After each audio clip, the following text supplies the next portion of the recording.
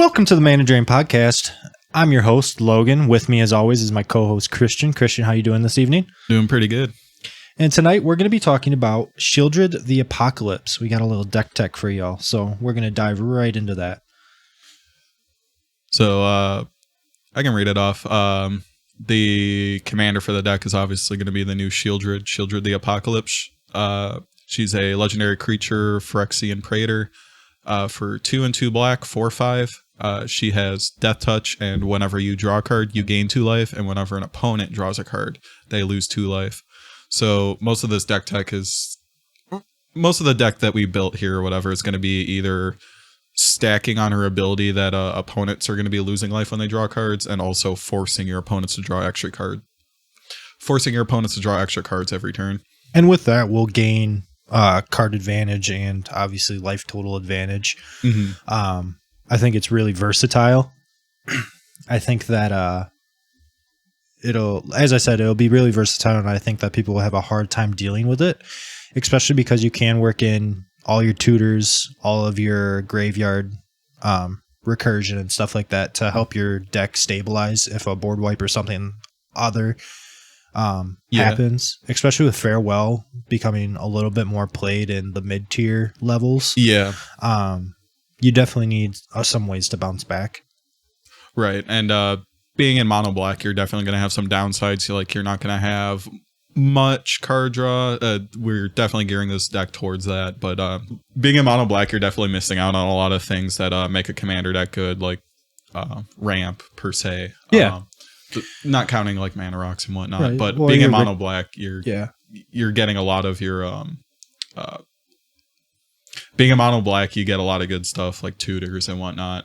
Christian, how about you lead us into our first point here? We kind of have a little roadmap and some different topics that we're going to cover tonight. Our first topic, would you like to read that off for us, and we can kind of go back and forth about some of the cards that we got listed there? Yeah, so we have the deck list split into a few categories. So the first one I wrote down, more ways to deal damage to your opponents from them drawing cards. So we'll take a look at the first card here. It's called Fate Unraveler. You want to go ahead and read that one off? Yeah, sure do. It is Fate Unraveler. It is 3 generic, 1 black. It is an enchantment creature, Hag. I don't think I've seen any other Hag creatures. I think there's only... for a while, there was only like 2 or 3 ever printed in Magic, but with Baldur's Gate coming out, I think there was a common or uncommon. That was like the most recent Hag we've had in Magic. It's enough for a Hag tribal. I'm all there for it. It is a rare. It reads, whenever an opponent draws a card, Fate Unraveler deals 1 damage to that player. And it's a 3/4. So with Sheoldred out, we're talking best case scenario. So with Sheoldred out, this triggers at their draw for turn. A player's taking 3 damage at the beginning of each turn. That's pretty good. And I know at 40 life, it might take a while to tick down if that's your only instance of dealing damage, but it is a 3/4, so you can swing in with it. That's one of the strong points of Sheoldred is that it's incremental, so it's going to build up over the game. Her ability for your opponents to lose life, so people aren't going to see that as a major threat right away. They're going to let it sit for a while they deal with other people's combo pieces or really good just advantage cards. And I think with Adnaz and other Orzhov decks, I guess you could say, in the meta, especially with Adnaz decks right now, any amount of life that you can take away from them, 3 cards at the beginning of their upkeep or at the beginning of their draw step, that's 3 life. That's like 3 life. Thank you. It's like 3 to 4 cards that you take away from them getting off of an Adnaz. And right. It can really change their game plan. I know I've sat in a position where I was at 20, you could say 29 life, and it greatly reduced the amount of cards I was able to see off the top with an Adnaz. Right. And same applies to other cards like Necropotence as well. Oh, 100%. So the next card we have on the list is Omnix List, the Hate Twisted. It's very, very similar to the last card we mentioned. except this is a Planeswalker, legendary Planeswalker dash Nixilis. So 3 and 2 black, starts out at 5 loyalty and has a static ability of whenever an opponent draws a card, Nixilis the Hate Twisted deals 1 damage to that player. He also has a down tick. It's -2. Destroy target creature. Its controller draws 2 cards. So you're going to see this a lot in this deck. Obviously, in most commander games, you're not going to want to give your opponent's card advantage, but with your commander out, that's going to be hurting them more than helping them most of the time. So having a stacks piece that follows what your commander does with also a repeatable kill spell built into it is going to be pretty good. Yeah, and I think that with us being in black, we definitely could work in some spells for discard outlets and stuff like that. So yes, we give them incremental advantage on drawing cards, but we can also take those cards away with certain spells that we have access to. Right. Like Hypnotic Spectre, just having it out there. And oh yeah, sack a creature, target player discards a card. Yeah. So I mean, there's definitely ways where we can play from a more control aspect with their life to sway how they're going to go. I mean, Thoughtseize, you can see out of the cards that you make them draw, pick their best card and get rid of it, which is one instance. I'm going to go into our next card here. It is Underworld Dreams. It is 3 black. So pretty costly, but with us being in mono black, it shouldn't affect us too bad. It is an enchantment, uncommon. Whenever an opponent draws a card, Underworld Dreams deals 1 damage to that player. Again, triggers on draw step. So I think the common theme with all of these is what makes them better or worse is probably their CMC or added abilities that's on there. I would put Underworld Dreams above the Fate Unraveler just because it's an enchantment and it costs 1 less, but I would put it under the Nixilis just for the fact that he has a -2 to remove a creature and it's a possible deals 4 damage. Right. And I know you and I both agree on this, but Planeswalkers and Commander aren't super relevant. You don't see them a lot, but this one just has a static ability that really follows what our commander wants to do. Yeah, definitely Underworld Dreams. It's definitely the hardest permanent type to remove out of this category. Yeah, that's pretty good. Yeah. Christian, do you mind reading us the last card we have in this category? And then we can kind of, I know I already gave my kind of like ranking, I guess you could say, but I want to hear your thoughts after this last card here. Yeah. So the last card we have here is Curse of Fool's Wisdom. So this is definitely more of a janky card, mainly because it has a higher mana cost and it only targets a specific player rather than just globally affecting all of your opponents. So it is 4 and 2 black for an enchantment or a curse. Enchant player. Whenever an enchanted player draws a card, they lose 2 life and you gain 2 life. It also has Madness, 3 and a black. This most of the time is not going to be super relevant in this deck, but it can come up. But yeah, like I said, kind of on the jankier end, but the fact that it drains them rather than just has them lose the life is pretty relevant, because if you have some of the cards we're going to be showing later, or talking about later in this podcast, they're going to be drawing a ton of cards every turn. Right. So that can be gaining you 6, 8, 10 life every turn that player has. Right. And that can really pull you ahead, especially with some of the cards we also have later, being able to pay life to do stuff, and that's going to come into play. Yeah, most definitely. Yeah. And I don't know if we prefaced this earlier, but we're not going over every single card in a deck. We're just going over like the top cards that synergize with this. So you're definitely going to be running your Vampiric Tutor, Demonic Tutor, Dark Ritual, Culling the Weak, everything like that. You're running everything that you would typically slot in for a black deck, because once you get to a certain level in Commander, you kind of already have a mono black shell.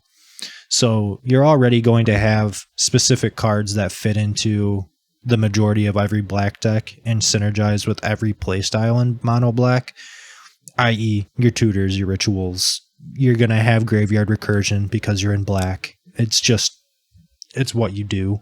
Right. You're not going to be running Storm. You go ahead and do it. But yeah, let's get into our next subject here. Do you want to, or you read off the first one? I'll read off this one because I'm being selfish. And I think the first 3 cards in this category definitely we could just group together, just read them off all at the same time because they all pretty much do the same thing. Yeah. So it's this category is called forcing your opponents to draw more cards. First, we're going to start off with Howling Mine. It's 2-drop artifact. At the beginning of each player's draw step, if Howling Mine is untapped, that player draws an additional card.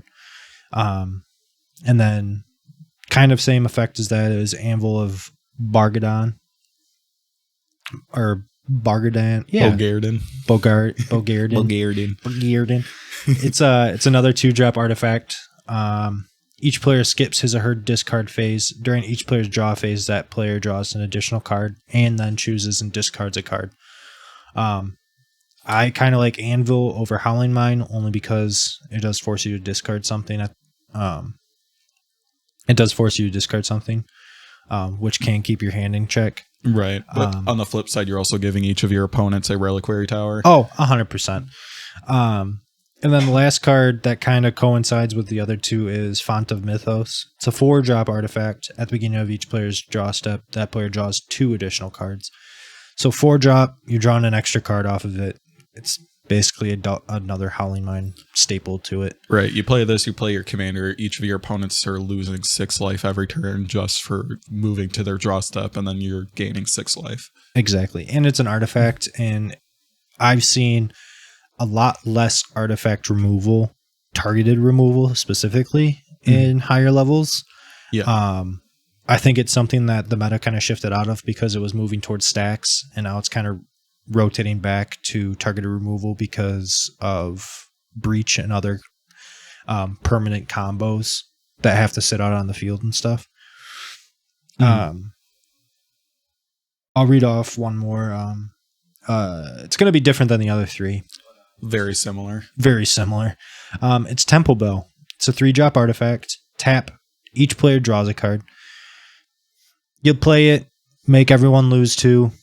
I don't know what else to say about it. I mean, I could read you the flavor text, but it's the best part of the card. The next 2 cards we have here do very similar things, so I'm just going to kind of group them together. First up, we have Gyre Reach Sanitarium. It's a legendary land. It taps for a colorless, but you could pay 2 and tap it, and each player draws a card, then discards a card. And we also have, oh god, I'm going to butcher this, Mikakoro, Center of the Sea. It is another legendary land that also taps for colorless, but you could pay 2 and tap it, and each player draws a card. So very similar, only difference is Gyre Reach Sanitarium makes everyone discard a card afterwards. Again, just having your opponents draw more cards. It's good in this deck. They're both good utility lands.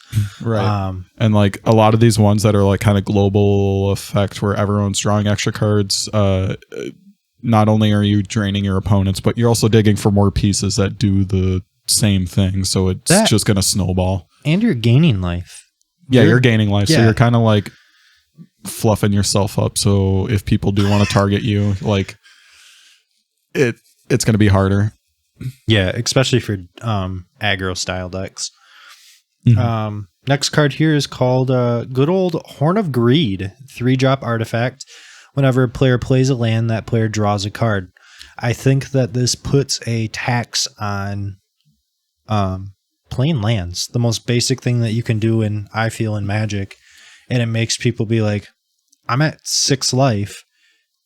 Do I want to go to 4? You know what I mean? Or do I want to, if you're running an Adnaz line, do I want to lose 2 or 3 cards from playing my Adnaz? Yeah, and like the everyone knows like the 2 most important things in Magic are accelerating your mana and drawing cards, and this gives your opponent the choice to do both, but at a cost. If they don't want to pay that cost, that you are slowing them down from doing 100% the best thing in Magic. And I think that's kind of what we could. I mean, Sheoldred the slow low game, I guess you could say. Like you're definitely going to be slowing people down because they're going to see their life tick away, and they're going to be very considerate of what they do and how many cards they're drawing. You're not going to see a green Sun Zenith cast for 10. You know what I mean? Like you're not going to see a finale of not a finale of devastation. It's I forget it. It's a blue X spell. I mean, even Stroke of Genius. You're not going to see someone Stroke of Genius themselves. Yeah. Not that I ever see that in competitive play. Anytime you have your opponents second guess what they want to do on their turn is probably going to be good for you. Yeah. Do you want to read off this next card here? Yeah, I got you. So this next card is Sizen, Perverter of Truth. It is a 3/2 black 6/5 legendary creature demon spirit. At the beginning of each player's upkeep, that player loses 2 life and draws 2 cards. So with your commander out, you're going to be draining them quite a bit. So they're going to move to their upkeep. They're going to draw 2 cards, lose 4 life from Sheoldred, and then lose another 2 from Sizen, so 6 life, and then they'll move to their draw step and lose another 2 from drawing that card. So they're going to be losing 8 life every turn just for these 2 cards being out, and they're conveniently on curve. So Sheoldred is 4, this is 5. So if you play this a turn after, it's gonna speed up the game. Oh yeah. You'll definitely sway the game.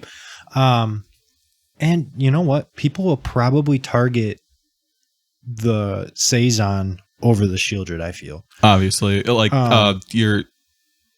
it's a 6/5. If there's a 2-piece thing going on with your commander, they're gonna target the other piece because that's gonna be harder to get back than your commander. Your commander literally just goes back into the command zone, and it's just an extra can. But we're in mono black, so we'll get that thing back. Oh yeah. Next card to round out this this group here is Master of the Feast. That's what I like to call myself during Thanksgiving. It is 1/2 black enchantment creature demon. It is a 5/5, and it is at the beginning of your upkeep. Each opponent draws a card. So this only triggers on your upkeep, and you're draining people for 2 life apiece. Yep.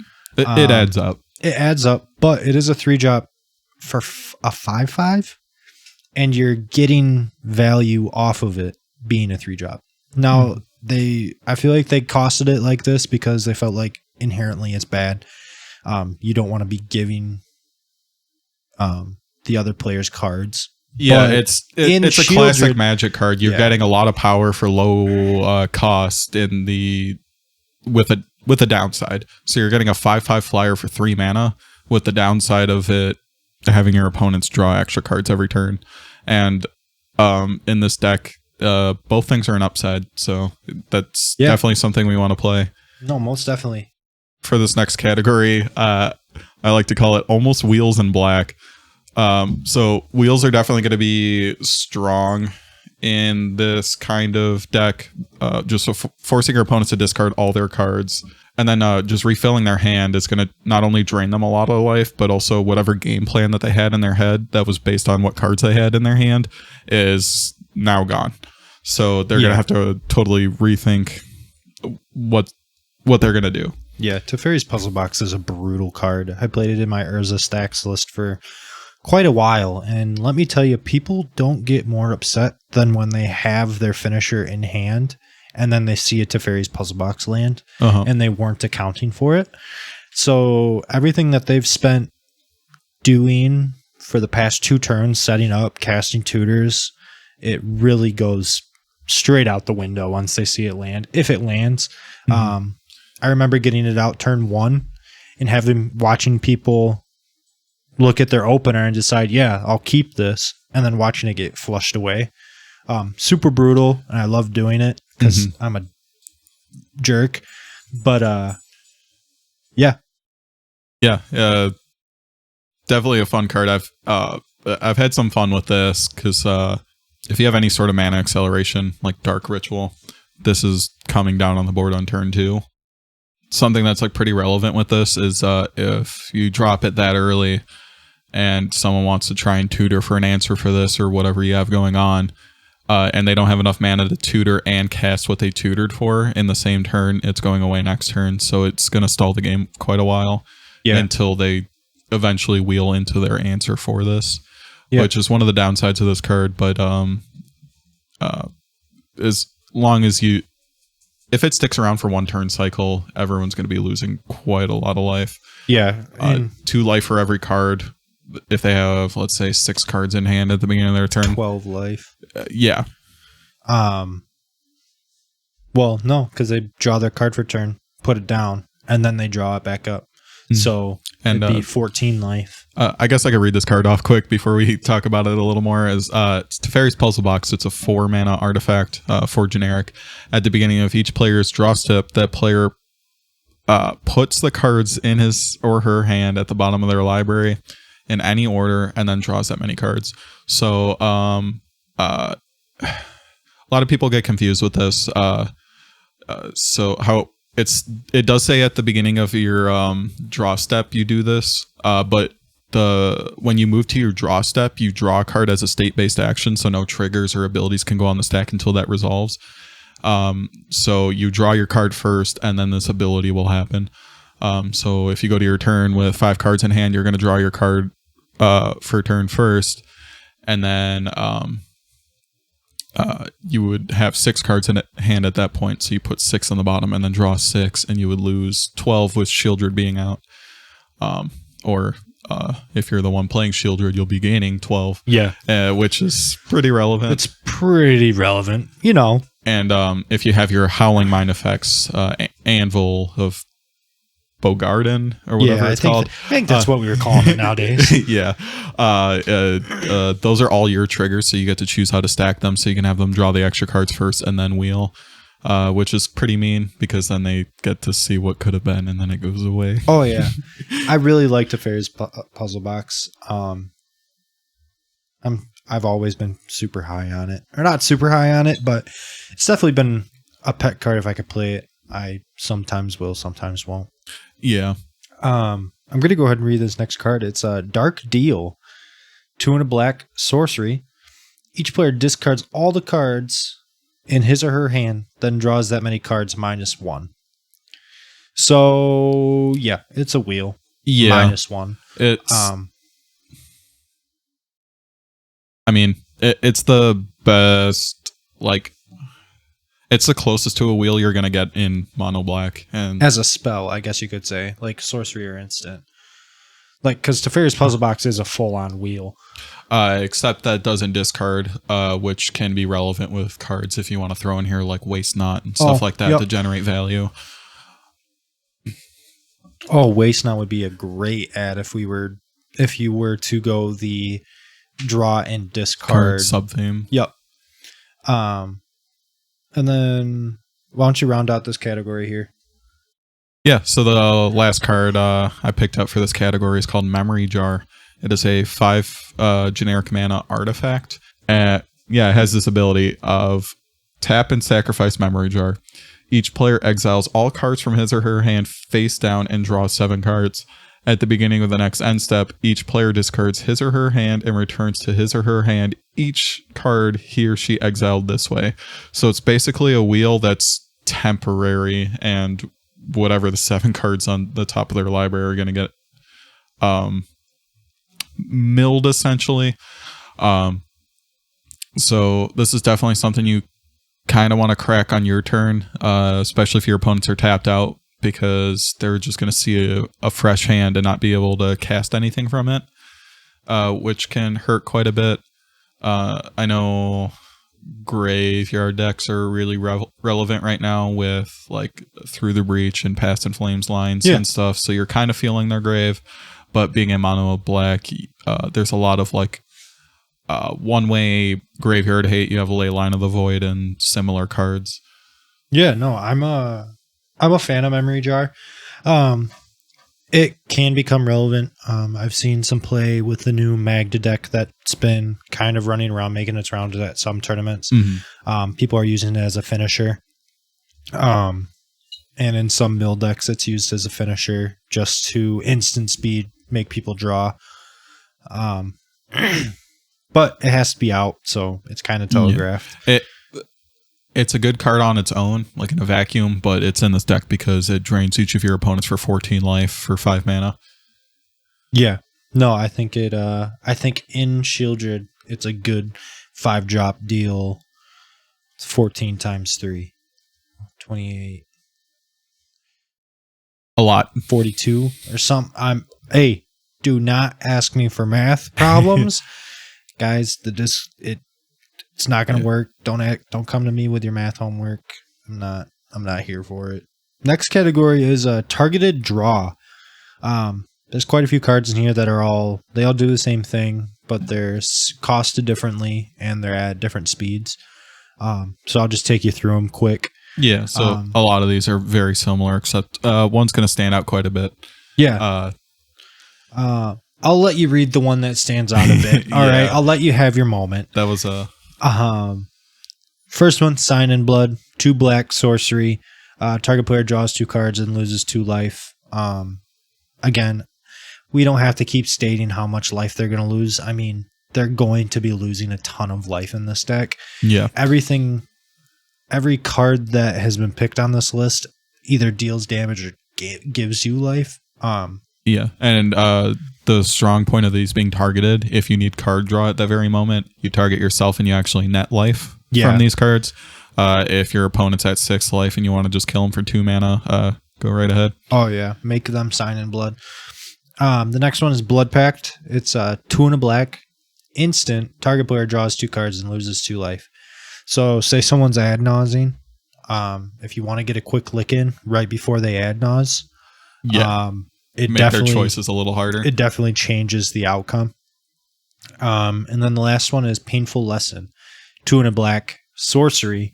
So Blood Pact, I think, is probably the best one out of those 3, only because of the instant speed. Yeah. But it's target player draws 2 cards and loses 2 life. Mm-hmm. There is one more. The Forbidding Fruit. It's 2 and a black sorcery. Same exact thing. Target player draws 2 and loses 2. And then it also has, if you spent 3 black mana to cast a spell, you create a food token. Not very relevant, but it can maybe come up. It could maybe come up if someone else casts like an Exsanguinate for an absurd amount. Yeah. And then you're like, oh, nope, crack my food token. I'm alive at 1. Yeah. And then I'll Sign in Blood you and gain more life. Right. I think that, like we said in the beginning, the deck is going to be resilient, and you're going to have answers for some specific things. Like I Jaya's emulating Inferno'd somebody to death last week, and it's like, if you can get around that, or you get taken down super low because I copied it 5 times, it can get pretty hairy. But you could save yourself with a food token. Don't sleep on it. Right. This last one's a fun one. We got Peer into the Abyss. It is a sorcery for 4 and 3 black. Target player draws cards equal to half the number of cards in their library and loses half their life. Round up each time. So this can go in 2 ways. You could target yourself, and let's say you have 80 cards left in your deck. You're going to gain 80 life because you're drawing 40 cards. And just draw half your library. That's fucking insane for 7 mana. Oh, yeah. And then you can also point this at an opponent. Let's say they also have 80 cards in their library. You target them, and then they they lose 80 life, and the draw cards are irrelevant because they're gonna actually it can be relevant because this card is going to resolve. The ability resolves. They draw half their deck, and then the triggers on Sheoldred go on the stack. So if they have an instant speed thing, which not a lot's going to mess with this except maybe a Whirlwind Denial. Yeah. Does that hit triggered abilities? No, I don't think so. I think it's... I can do a little Google check here. For each spell and ability your opponents control, counter it unless its controller pays 1. So I believe that isn't it 4 for Whirlwind Denial? Pays 4. My apologies. Okay, yeah. For each, so if you draw them into a Whirlwind Denial, which I don't see it a whole lot in Commander, So in the very off chance that they have that this isn't going to work, but 99% of the time, this Pyramid of the Abyss is going to be a one-shot kill a player. Oh, yeah. Or a one-shot, draw half my deck, gain half of the life, and be set on such a high perch among the rest of the table, especially if you have Anvil out where you don't have a max hand size anymore. You're going to be set really good. Yeah, so that kind of closes out that section. So this next card we have didn't really fit specifically into another category we had, but I think it's a pretty fun one. It's called Pain's Reward. It's a 2 and a black for a sorcery, and it says, you bid any amount of life. In turn order, each player may top the high bid. The bidding ends if the high bid stands. The high bidder loses life equal to the high bid and draws 4 cards. So right off the bat, you're going to bid first. So what you do is you just bid 8 life, because if you bid that 8 life, you will lose 8 life. But with Sheoldred out, you're going to gain it right back. So that's just a good starting point. And if other players want to start bidding life on top of that, let's say the bid ends at 10 and one of your opponents wants to do that, they're going to lose 10 life from the Pain's Reward, draw 4 cards, and lose another 8 off of Sheoldred. So they're losing half their life for a 3 mana spell. Yeah, it's pretty good. No, it's really good. I know this was one of your pet cards for this list just because of the funky matter of which it gets played out. Any card that has like a voting mechanic or just one spell where everyone gets to interact regardless of what's going on board and what's in their hand. I think it's just fun in general, just because everyone gets a say in what's going on. Yeah.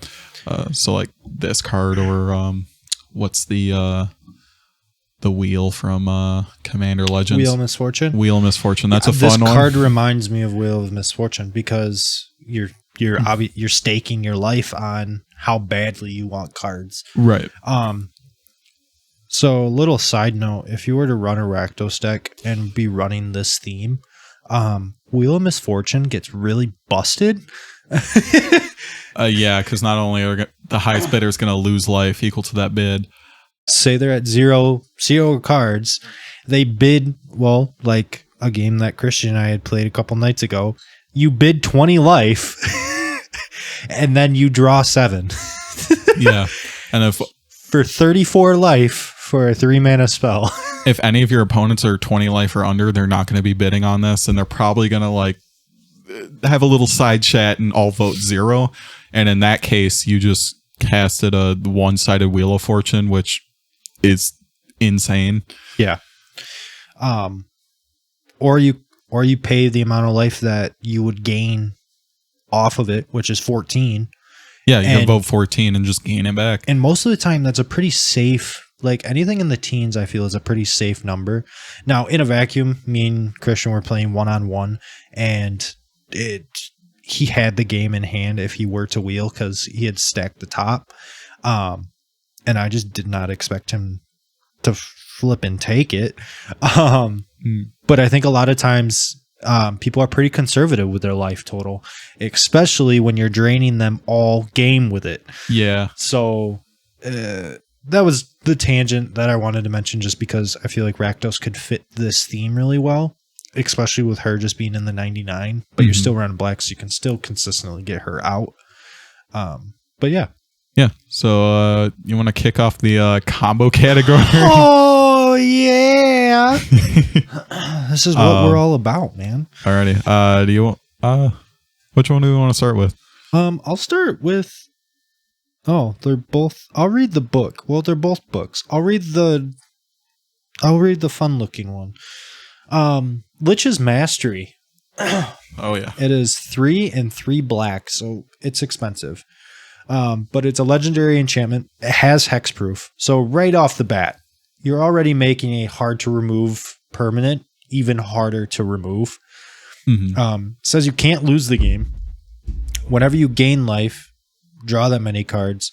Whenever you lose life, for each 1 life you lost, exile a permanent you control or a card from your hand or graveyard. When Lich's Mastery leaves the battlefield, you lose the game. You just draw your entire deck here. Yeah. And you can't lose. So when you get to so this does create an endless loop up until you empty your library. And once you get to that point, it's going to force you to draw more cards. But the fact that it says you can't lose a game, there's not, to my knowledge, any sweepers that hit enchantments at instant speed. So if you have like a comfy amount of mana where you have 6 mana to cast this and some left over, you're going to draw your whole deck, and you can either cast one of your other combos or just kind of sit around with your entire library in your hand. Yeah, and you'll have access to, if you haven't already casted them, you'll have access to your rituals.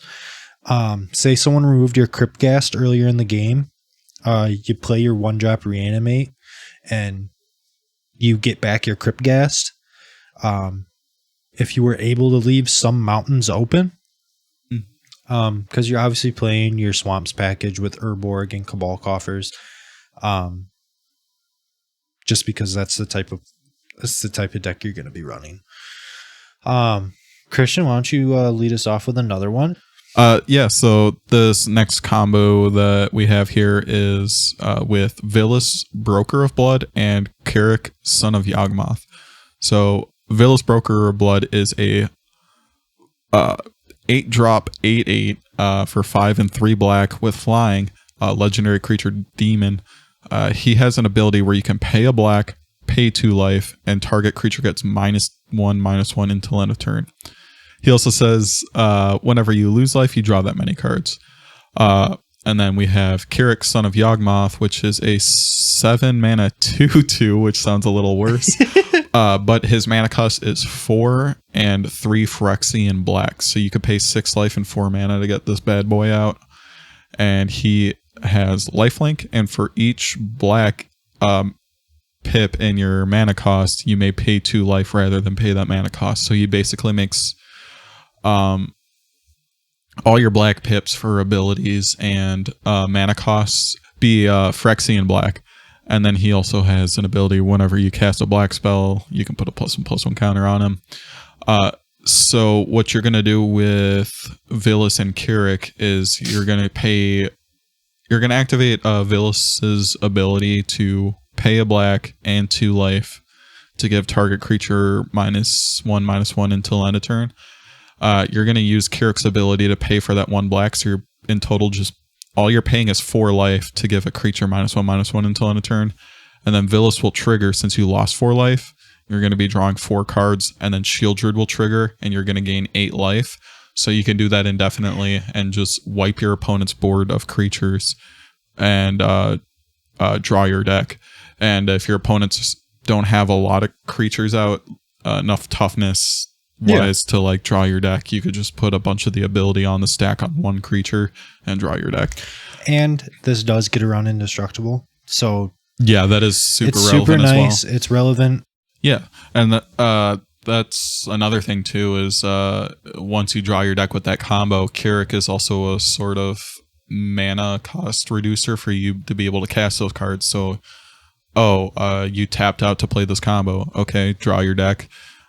Pay 2 life, cast a dark ritual. You have 3 black floating, and then you can cast your other rituals, play out your mana rocks, and you have enough mana to like cast out another win con, like one of the wheel effects we mentioned before, and just drain your opponents to death, or one of the other combos we're going to talk about in a minute here. I definitely do think that you need to have a sack outlet for Vilis, because say you don't have Lich's Mastery out, you will kill yourself if you pay the life into Kirik to cast another spell, and you've already drawn your library. Obviously, we hope that you know that, but I like bringing it up because you're in the heat of the moment. You're like, oh, I can do everything in my deck now.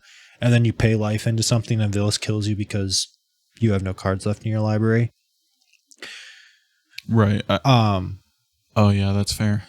So I think that it would be, obviously, you'd have like a Calling into the Week, like, yeah, you could sack them to Calling the Week. I would honestly play Woe Strider and Viscer Seer just to manipulate the top of your library. Right. Or if you can even play like a Soldevi Adnate or whatever. Yeah. So when you get to that point or whatever, you can sack your Villas and float 9 mana. Exactly. Or 8 mana. Yep. And I mean, obviously, same with Culling of the Week. I mean, you're going to have ways to get around it because rituals in black like sacrificing creatures to allow you to do more stuff. Cards in general in black just let you sacrifice your creatures or other permanents. Yeah. I'll talk about this artifact combo because I'm an Urza player and artifacts are my jam. It's Bolas Citadel with Sensei's Divining Top. Bolas Citadel is 3 and 3 black, legendary artifact. You can look at the top card of your library at any time. You may play the top card of your library. If you cast a spell this way, pay life equal to its converted mana cost rather than paying its mana cost. Tap, sack 10 non-land permanents. Each opponent loses 10 life. On its own, it's an amazing card. Oh, yeah. I mean, especially in this deck, if you play this without the second half of the combo, you're still gaining life throughout all of this game. You're going to have enough mana or enough life total to cast what you want to cast. Right. But the second half of this combo is Sensei's Divining Top. It's a 1-drop. 1 mana. Let me rephrase that. It's a 1-drop artifact. Pay 1 mana. Look at the top 3 cards of your library, then put them back in any order. Then you can tap it, draw a card, put top back on top. Kind of goofy how it's worded or how I worded it, but you get the premise. So what happens is you have Bolas Citadel out, you have Sensei's Divining Top out. You tap the top to draw the card off of the top. Top goes back on top. Sheoldred triggers, you gain 2 life. Exactly. So then you cast the top for 1. You net 1 life. You're casting the top off the top of your library with Bolas Citadel by paying 1 life. So that 2 life you just gained, you're spending half of that to recast this. So every time you repeat this loop, you're going to be gaining a life. And so you have 60 cards in your library. You want to draw 55 cards, gain 55 life, and just then cast the rest of your library without using the and you'll Citadel. That's a good point. You'll have enough life left where you can just kind of cast stuff from the top, and that's another good point. Like while you're in the middle of your combo, you might want to like slow roll it instead of just drawing your whole deck. You can just incrementally gain life, and you see something on the top, you don't have the mana cost to pay for it. Well, you can just definitely using the other ability on top to look at your top 3. So before you crack your top to continue the combo, I mean, that's if you have mana open. Yeah. Obviously, you're going to want to leave mana open for other things that you have in your hand to stop someone else from disrupting you. That's just thinking more mana into it. I think it would be better to just every time in between the loop, just look at the top card with Bolas Citadel. Okay. If it's a land or you don't want to cast it, just draw it with top, recast top, look again. You're netting life every time you do this. So if it's a good card, like one of the combos we mentioned before or some other combos we're about to mention, you could just cast that piece and then just keep digging until you find the other pieces. Yeah, I definitely can see where you're coming from. I think that both instances could definitely be used in case someone's trying to remove your top. Or someone's trying to do something else on someone else's board. Yeah. Obviously, top still has the versatility of it being Sensei's Divining. Yeah, targeted removal isn't going to get rid of it unless it's a Croson Grip with split second. Because if they target it with a Nature's Claim, let's say, and they trying to destroy it, you just activate it to put it on top of your library. Yep. It's not a legal target anymore, and the spell fizzles. And you're drawing a card. And gaining 2 life. So yeah, I think out of those 5, I think you could count Villas and Keurig as part of one thing. So out of those 3 combos, I personally like the Bolas Citadel Sensei's Divining Top, only because you have the cast ability fact and you're netting life. Yeah, I that combo doesn't finish the game. It just digs you into pieces that do finish the game. So like you got a bunch of rituals, a bunch of fast mana. Let's say you have some mana open or whatever, and you're like, all right, I'll cast a Torment of Hellfire for 10 while I've been draining you the entire game. Have fun deciding what you're gonna do with that. And this Torment of Hellfire is usually a really good finisher in mono black. This deck is kind of a non-bow with that because you're having your opponents draw a ton of cards, so they're going to have a lot of fodder for the Torment of Hellfire to discard. But again, like we said, you could definitely build this around a discard theme to help fuel your Torment of Hellfire finish, or you can even do like an Exsanguinate. It's going to be a little more mana intensive, but if you're draining your opponents the whole game like this deck list is built to do, it's going to be fine. Gary is really good in this deck. Yeah, Grey Merchant of Asphodel. I was going to mention that earlier when we were talking about the Underworld Dreams, because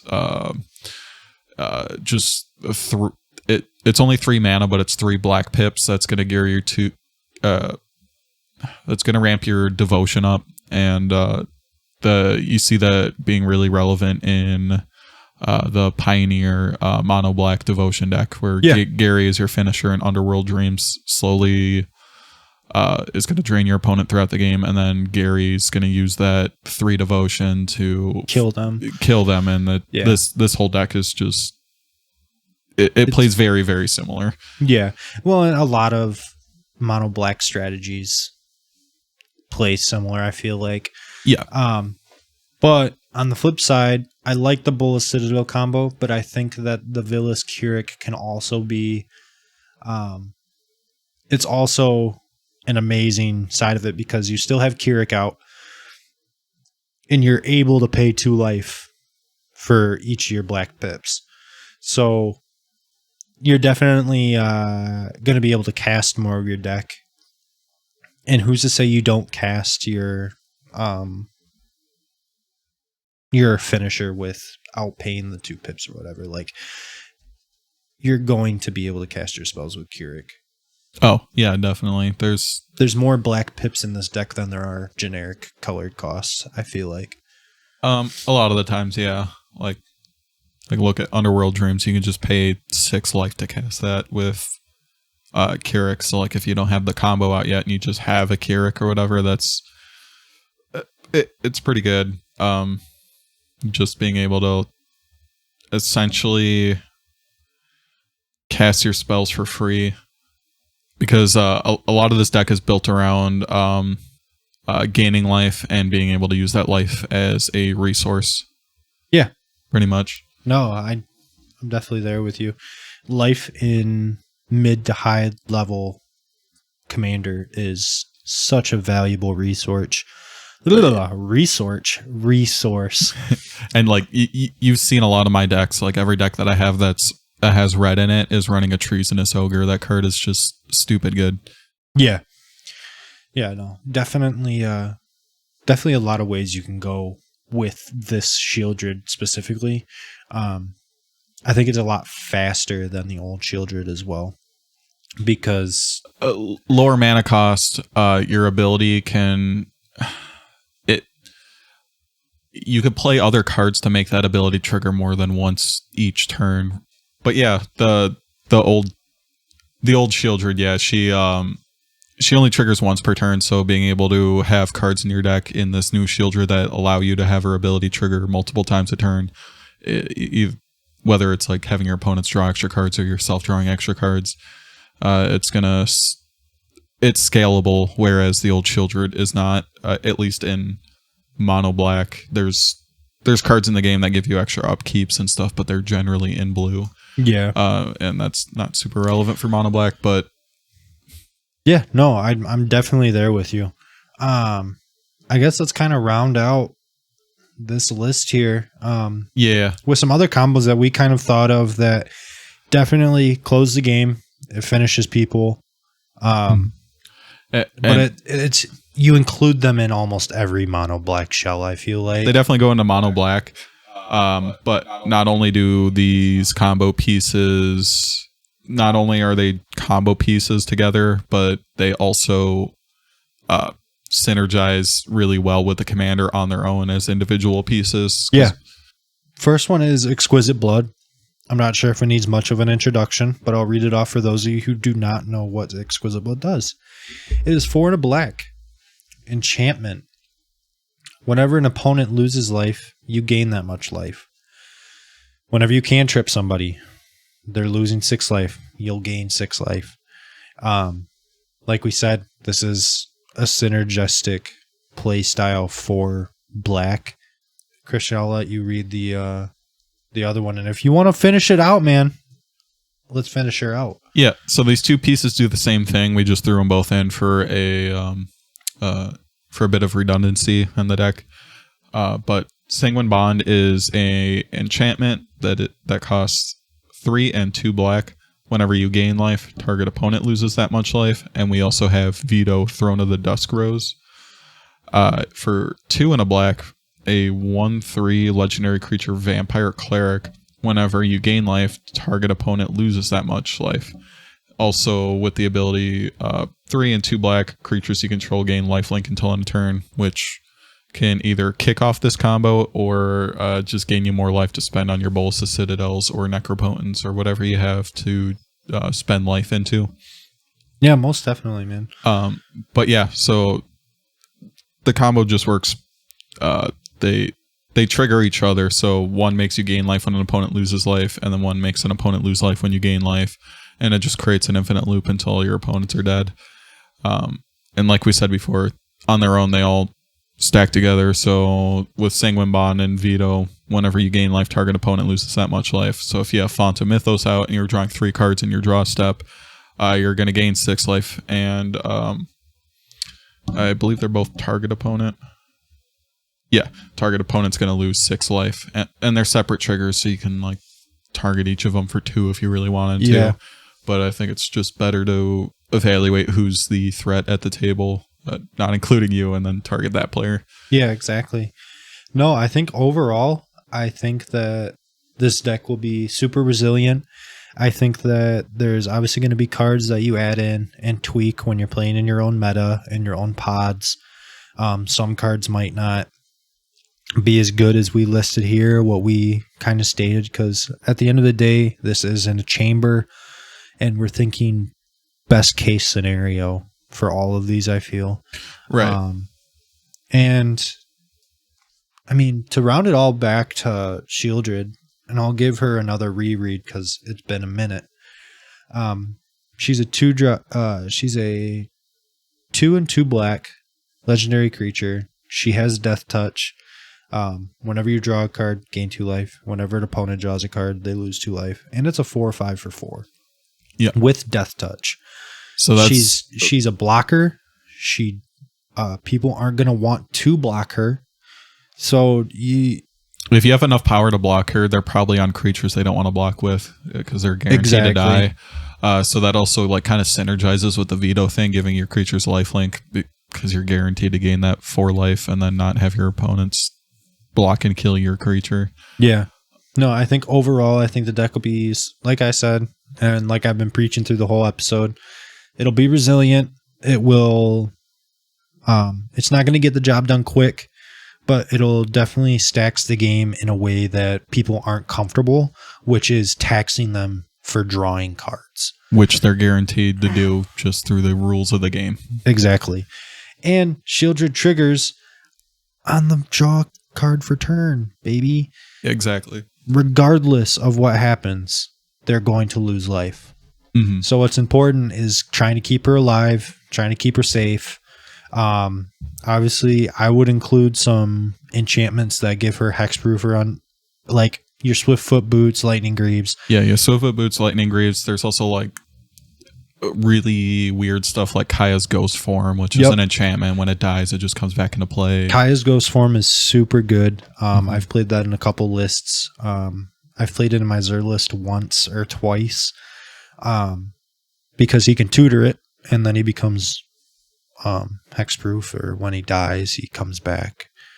Right. So you're just you have to have protection. Yeah, and I mean, a lot of the good stuff is going to be colorless, and there's some fringe things in mono black. Like it's a mono black shell, you're probably going to be running reanimation spells, so you can even just let her go to the grave and reanimate her on the following turn. Yeah. Or on someone else, like at the beginning of someone else's turn and their upkeep. Like Dance of the Dead. Right. Boom, she's back. And then you lose 2 life. Well, you can't Dance of the Dead in their upkeep, but y'all get what I'm saying. You get her back out there as soon as you can. Yeah. And even if you wanted to, you can, for flavor reasons, run the other Sheoldred. Yeah. That's going to bring back this Sheoldred and also tax your opponents for playing creatures. And it's another target. I feel like people are super scared of the old Sheoldred because you have to think we've all built our commander deck and looked at every card that we've put into it, and we've picked that card to be there. So people get super attached to their creatures when they're playing them, even if it's not a super good creature. They don't want to sacrifice anything. Right. So it takes a target off of Sheoldred the Apocalypse's back, even though she's the one that's really going to be dealing out the damage in the game. Right. But with that, I think that's pretty much it. Yeah. And like we said before, this isn't a full 99 list. You're going to fill it with your tutors, your cantrips, your rituals, fast mana, just other value creatures. Like we said, if you want to build it around a discard theme, you're going to throw in your waste knots and tiny bones and stuff like that. Sadistic Hypnotist is really good as well. Sadistic Hypnotist. I just thought of Rankle. Rankle becomes super good in this deck. I've seen that in some other lists while I was researching for this deck list, and yeah, Rankle seems pretty good. Just everyone drawing a card and losing a life. Yeah, you're just gonna gain a life, draw a card, and everyone's gonna lose 3. And yeah, and I can read off Rankle right here. Yeah, Rankle, Master of Pranks, just so that you guys know who we're talking about and kind of get an idea of where we're coming from as we close out the show. Rankle, Master of Pranks, 2 and 2 black, legendary creature, fairy rogue. He's a 3/3. He has flying and haste. Whenever he deals combat damage to a player, choose any number. Each player discards a card. Each player loses a life and draws a card. Each player sacrifices a creature. This does hit you. So sometimes you might not want to sacrifice a card or discard a card. But if you pick all 3, you're going to make them get rid of a card in their hand, which is controlling how many cards that we're putting into their hand after we make them draw. So if you do draw a card and discard a card, no one's up a card, but they're down 3 life. But yeah, like I said, it's a small amount of life, but it adds up, especially once you throw in the other cards that we mentioned, Howling Mine, Font of Mythos, stuff like that. Yeah, most definitely. But I think that's it, guys. We really appreciate you guys tuning in. I know stuff's going to be wacky. We're kind of just getting into the groove of things, but we're planning on being here for the long haul, and we'd love to hear feedback from you guys. So if you could leave a like or give a follow to the podcast, we'd really appreciate it. Christian, is there anything you'd like to say as we're closing out here? Yeah. Basically what you said. Yeah. Whatever platform you're on, if you like the content, go ahead and follow. If you have any suggestions, if there's a comment section or anything like that on the platform you're listening to us on, please leave any suggestions or things you'd want to hear in the future. Or for us, for personal notes on speaking into a microphone. I mean, we're just getting used to it. So kind of our posting schedule, I feel like we're going to try and shoot for 4 episodes a month. Yeah. Try and shoot for 1 each week to keep you guys and gals content. But that's the end of episode 1. Yeah. That's a wrap. Awesome. See ya. Have a good one, guys.